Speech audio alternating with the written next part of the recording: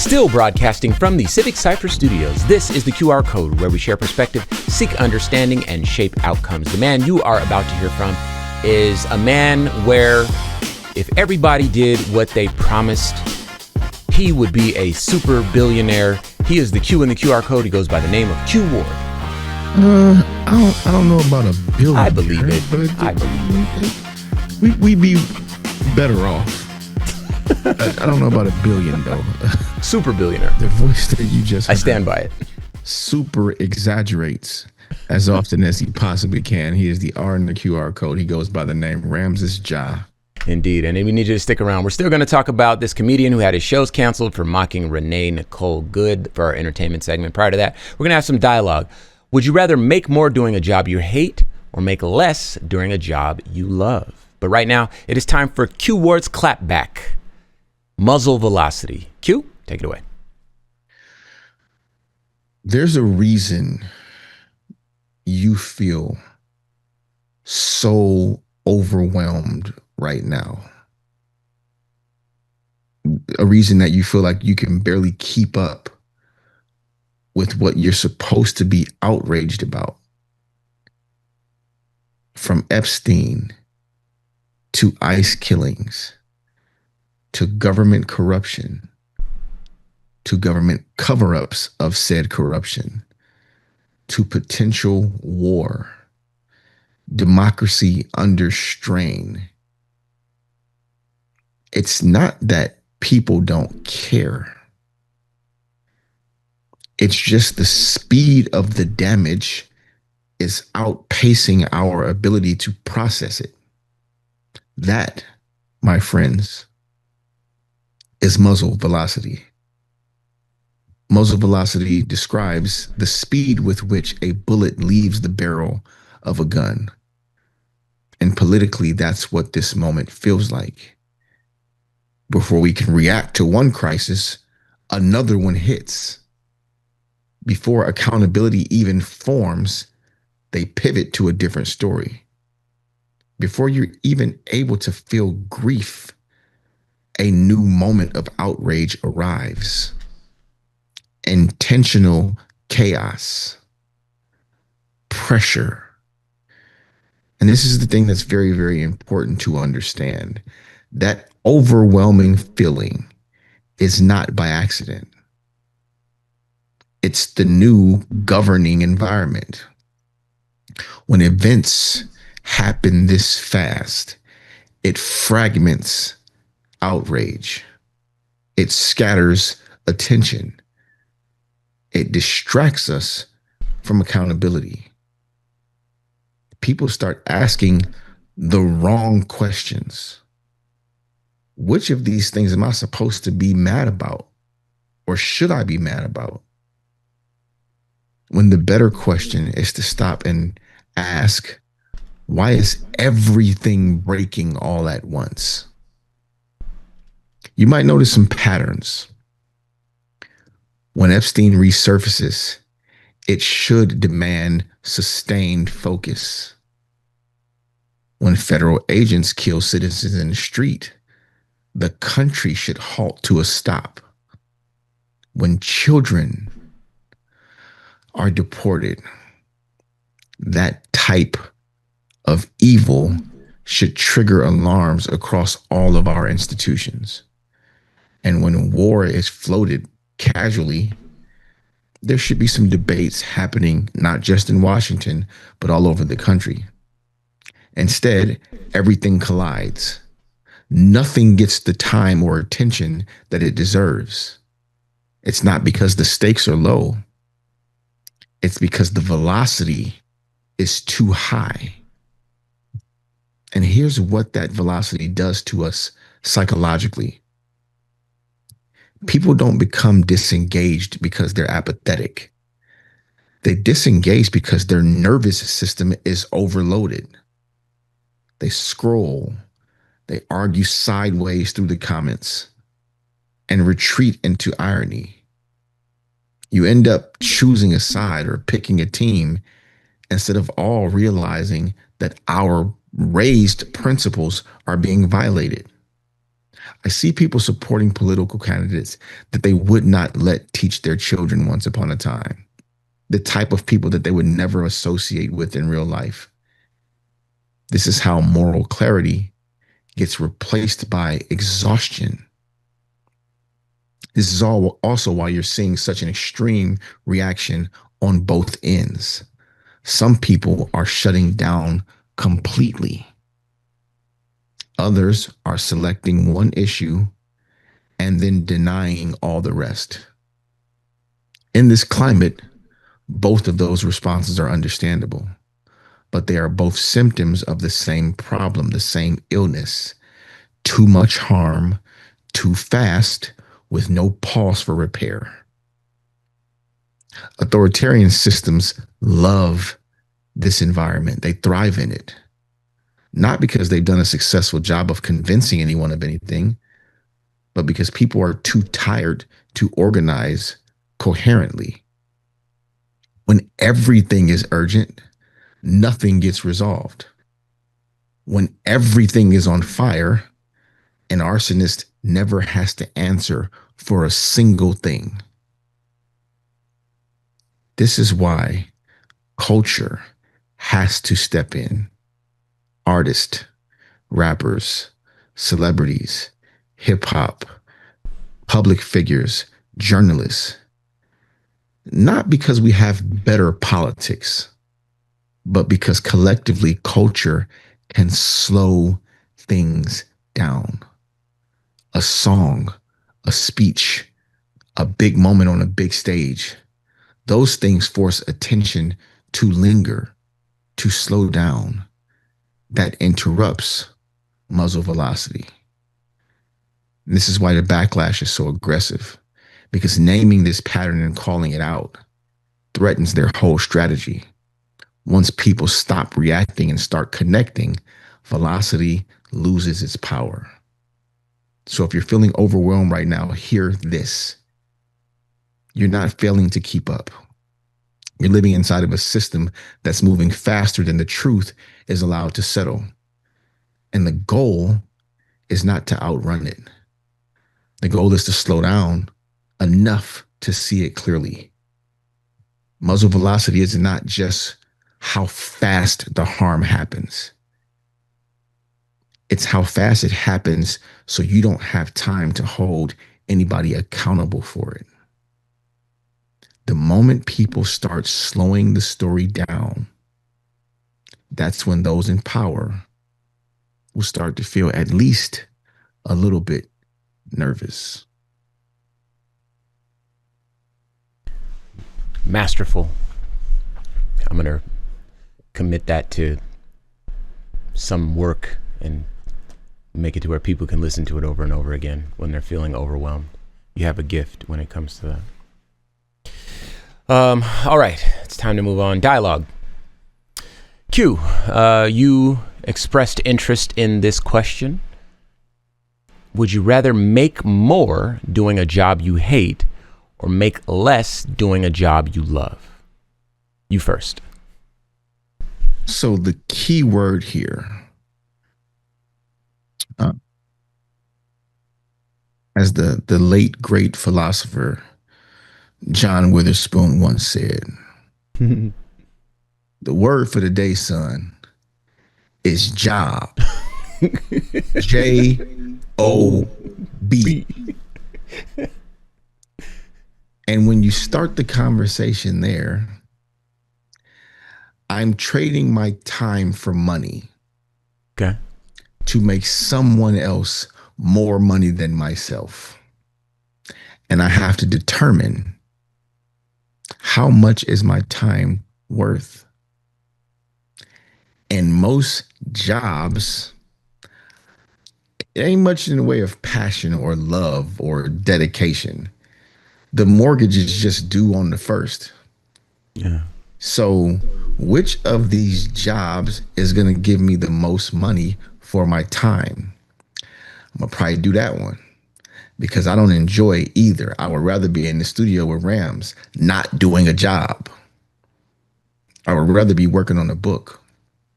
I would rather be touring, going to colleges and universities and inspiring young people. I would rather be helping my community organize and doing the work that's needed in our community right now more than it ever has been before. I'd always rather be either with my brother or my children, preparing them for this world or making the world better for them. So, in the event that I have to get a job because I'm a responsible adult and they need food and shelter and protection, and as I said, every first, the mortgages due, I'm going to take the job that gives me the most in return for my time, because they all require time for someone else's vision, someone else's company. And those companies would convince you, well, we assume all the risks. So, we're the ones looking out for you. Sure.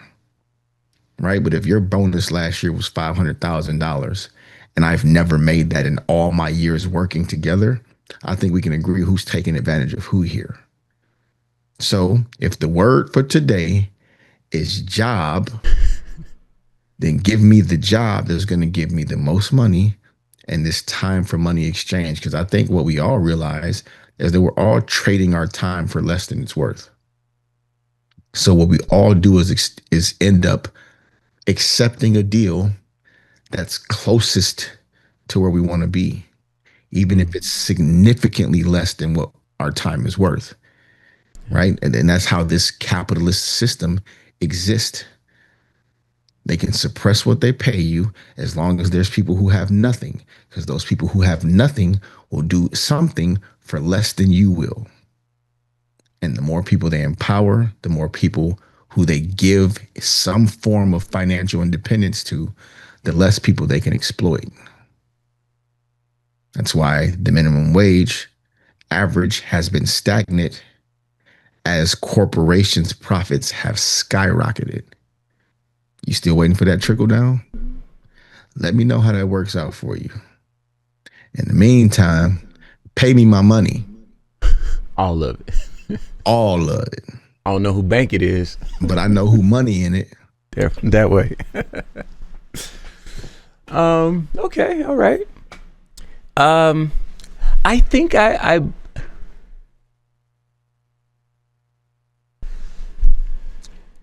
okay, for me, I would approach this question. I think I might need more from the question. Because if we're talking about a job, then I think that I'm going to agree with you. I don't want to be here anyway. This is just something I have to do. This is a job, not a career.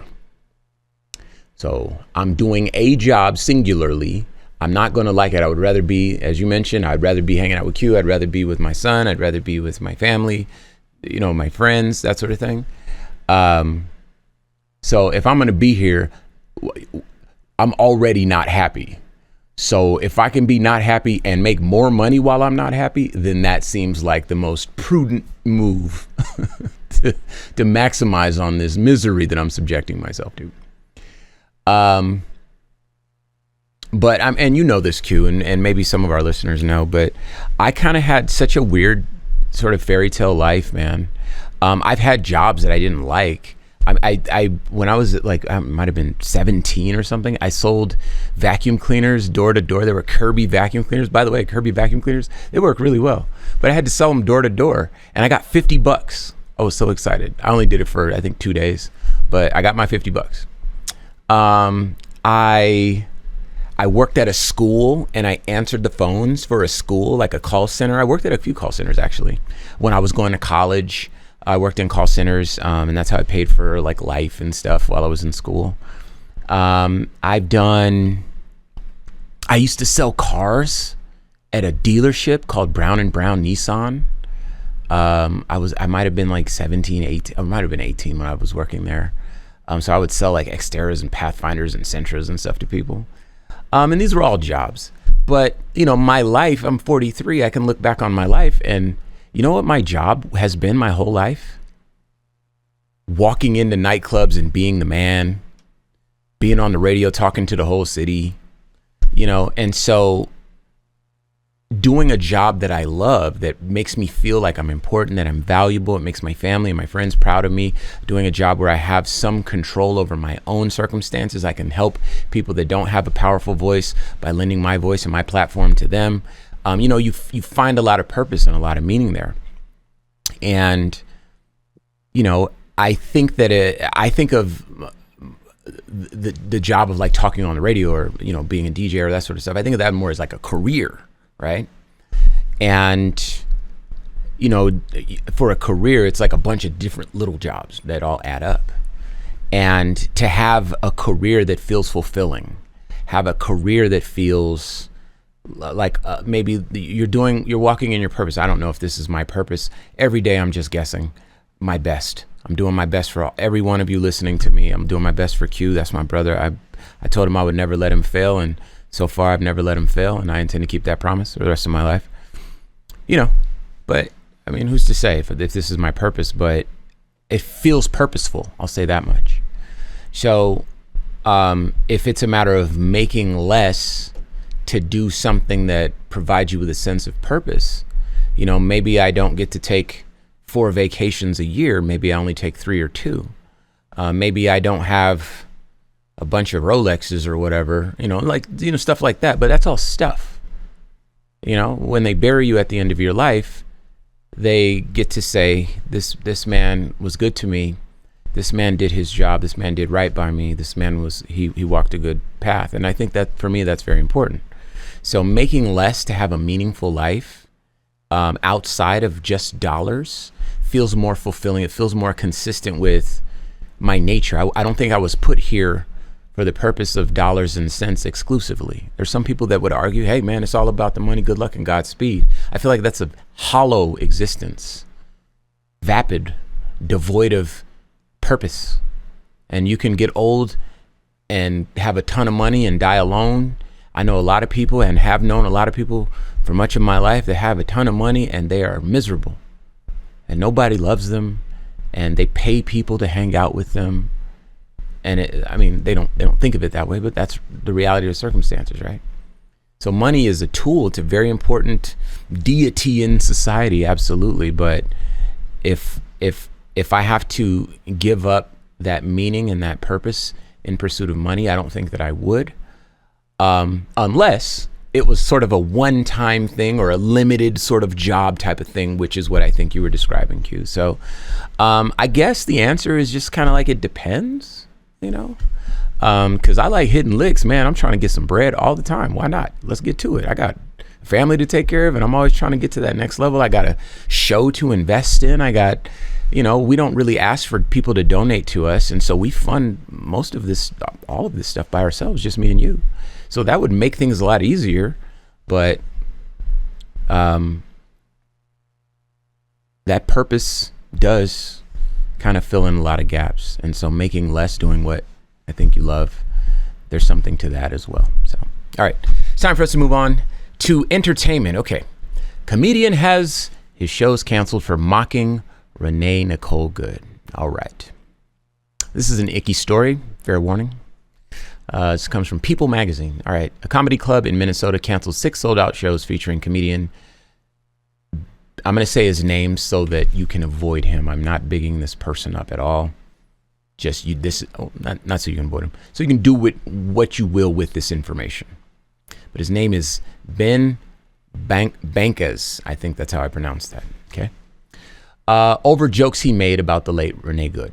The cancellations come after Bankas shared a clip from a show in Poughkeepsie, New York, several days after Good, a mom of 3, was fatally shot by ICE on January 7th. In the video shared to Instagram on January 13th, Bankas says, "Her last name was Good. That's what I said after they shot her." While also referring to Good's wife as a dog and calling Good a word that I'm not going to repeat. The video has been viewed over 8 million times. In a statement shared with People, Bill Collins, owner of Laugh Camp Comedy Club in St. Paul, explained that he canceled Bankas' show over safety concerns for audiences and staff. Quote, "After discussions with and concern from public authorities, legal counsel, and staff, combined with heightened threats, increasing media attention, and civil disorder, we have determined the risks and related liabilities cannot be overcome. A small club like ours does not have the needed resources to mitigate current risks. We are obligated to place the highest priority on the safety of our guests, staff, and talent, and we are left with no option but to cancel, unquote, Collins said in an email to People regarding his decision to cancel the shows. After viewing Benkes' video, a number of St. Paul locals said they were prepared to protest at Benkes' upcoming performances, which were scheduled between January 30th and February 1st, according to the Minnesota Star Tribune. Benkes addressed the canceled shows in a video shared on Instagram. In the clip, he tells an audience, quote, "I just found out that my shows were canceled in Minnesota," unquote, which elicited loud boos from the audience. F 'em, he added, seemingly referring to Laugh Camp Comedy Club. He additionally said that he is, quote, "working on new venue and dates for the fine people of Minnesota," unquote, in the post caption. Benkes, who was born in Toronto and now lives in Austin, hosts YouTube's The Tanaka Show, which reaches more than 10,000 monthly listeners. That's nothing. And has been featured on InfoWars and Fox News, according to his website. Okay. So the thing that jumped out at me here was that initially when he told this joke, there was a crowd that would laugh at it. And I know that that's true. I know that there are people that are that gross, you know? But to see them in a group together, like that's such a strange thing. Okay, I'm going to say something. And we've kind of talked around this before, but I'm going to say it directly. I was no fan of Charlie Kirk. There was not a day in my life that I was grateful that he was on this planet. That is just not true, okay? He made things harder for people like me. His rhetoric was very dangerous, very divisive. We are working toward a country that is more inclusive, that is more equitable for all people. We have the experience and the data and the science to make our case. And on Charlie Kirk's side, he has the Bible and vibes. And, you know, the Bible, it sounds like a very important piece of authority that you could legislate from. But as we've said many times on the show, the Bible is, depending on which book you're reading, it is a translation of a translation. The book in the Bible with the least amount of translations is the number is 4. 4 translations from the original text. Most of them, it's closer to 7 translations. So a lot of the meanings and interpretations and stuff that people get from the King James Bible are a far cry from what the people originally intended. And then beyond that, you have to presume that this is the word of God. And if you do that, then men have not altered or anything like that, right? So the Bible and vibes doesn't really add up in every single instance, right? But when you have data, you have like real facts and that sort of stuff, and you're trying to pursue an equitable country, people like Charlie Kirk make that very, very challenging. Okay? When Charlie Kirk was assassinated, I mourned.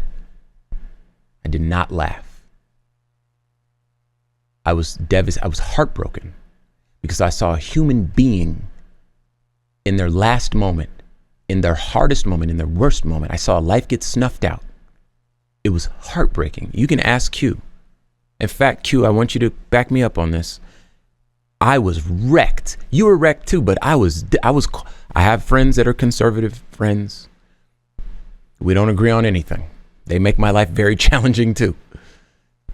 But I called them to check up on them. And we said I love yous to each other. Multiple people that don't see the world like me. Because I have a heart beating inside my chest, and I have feelings, I have empathy, and I recognize that a human life is precious, no matter what.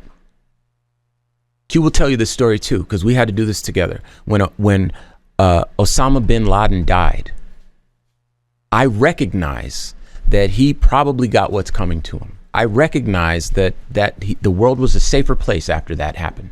I recognize that, but I did not celebrate it. They wanted me to, Q. You remember, they wanted me to go on the radio like, hey, so this happened. The news just came back. We're pumping this all day. Gotta get out there, make sure everyone knows, blah, blah, blah. And I just choked on the words. How do you celebrate death? I maybe there are people that can do it. Ramses, I cannot do that. It's too heavy for me. Sometimes when stuff is too heavy for Q, I carry it. That's too heavy for me. I will say it loud as I need to. I did not celebrate when that man died. Not Charlie Kirk. What a hurtful thing to experience. That man was not my enemy. His policies, his beliefs were my enemies. But I was a sort of person that would hope that he would come around one day. Maybe he would see the light. It's not likely, sure, but... And Q knows that because we had that conversation too. For this man, Bankus, to get on this stage and laugh, make a joke of this woman, it is disgusting. Q, go ahead. 10,000 monthly listeners is not nothing if you're spewing hate and they're subscribed to it. I needed to say that because I do not want to minimize the harm caused by you communing with 10,000 people monthly. Yeah, that's fair. Laughing at someone being murdered in cold blood in front of the world. If Charlie Kirk was not our enemy, then I guess there's no such thing. And it's things like this where you guys will notice and listen to very, very different points of view from my brother and I.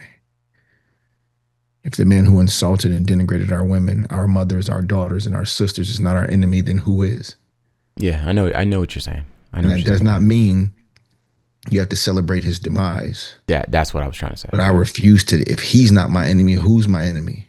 Yeah, I know what you mean.